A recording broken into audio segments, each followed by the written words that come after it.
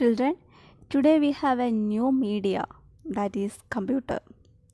The limitations of the TV and the newspaper are mostly compensated for by the computer. The computer as well as the internet has brought the world closer. Here are a few headlines. Computerized irrigation soon in India. Computer to record crimes. Computers have been used in Indian census. Bank work to be computerized.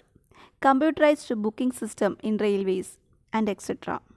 From these headlines, we can understand the importance of computer in the present world. Let's read about computer.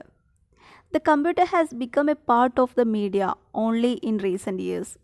In the 1960s and 70s, computers were mostly used by big companies and businessmen. Very few people could buy a computer to be used at home. As always, the first paragraph gives a clear picture about the history of computer. The computer has become a part of the media only in the 1960s and 70s.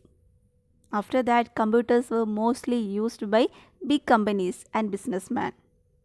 Very few people could buy a computer to be used at home.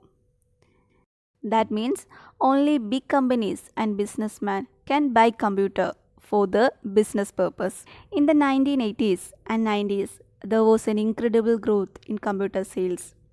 The popularity of the internet, the World Wide Web, and the email have made computers inevitable in the modern world.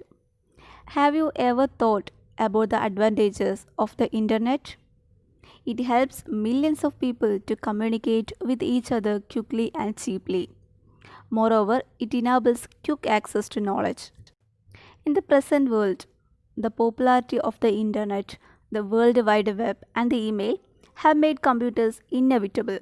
That means without computers, we cannot live. There are lots of advantages to internet.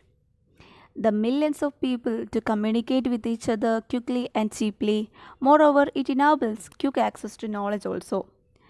How did man come to invent the computer? Man learned to count long ago, but the first calculating device he invented seems to have been the abacus. It is a wooden frame with horizontal rods of wires carrying beads. The counting is done by moving the beads one by one along the rods or wires. From that picture, we can see the images of abacus. The long back ago, the calculating device was abacus. It was made by wooden frame with the rods or wires carrying beads.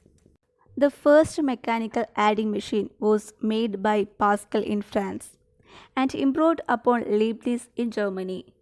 But it was Charles Babbage of England who made the first calculating machine called the difference engine in 1822. Later, he designed the even more powerful analytical engine but could not get it made. Its basic design is remarkably similar to the modern electronic computer. The first mechanical calculator or adding machine was created by Pascal in France and it improved by Leibniz in Germany. But it was Charles Babbage of England who made the first calculating machine, that is the calculator, called the difference engine in the year 1822. Later, he designed the even more powerful analytical engine, but could not it get made. But the design of Charles Babbage was remarkably similar to the modern electronic computer. The processing of data with mechanical machines started with the 1890s US Census. It was done with punched cards and tabulating machines, designed and made by Herman Hollerith. Later, these machines came to be used in business, industry, and the government for processing data. The first electronic computers were made in the late 40s in the USA. Germany and England, ENIAC, made in the USA, is the best known among these first generation computers. After that, the Herman Hollerith improved the design of computer, and that computer or that machine came to be used in business, industry, and the government for processing data. The first computer were made in the late 40s in the USA, Germany, and England. Electronic numeric integrated and calculator made in the USA is the best known among these first generation computer. The invention of the transistor in 1948 led to the making of second generation machines in the 50s. Then came the third generation in the 60s. With the machines using integrated circuits, the invention of the microprocessor in 1971 brought the fourth generation. With each new generation, computers have become more powerful, more reliable, smaller in size, and cheaper. The fifth generation promised by Japanese is yet to become. From the last two paragraphs, we can see the generations of computer. Electronic numeric integrated and calculator made in the USA is the first generation computer.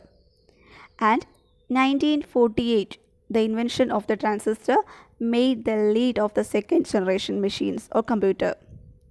And the third generation in the 60s and the fourth generation in the year 1971.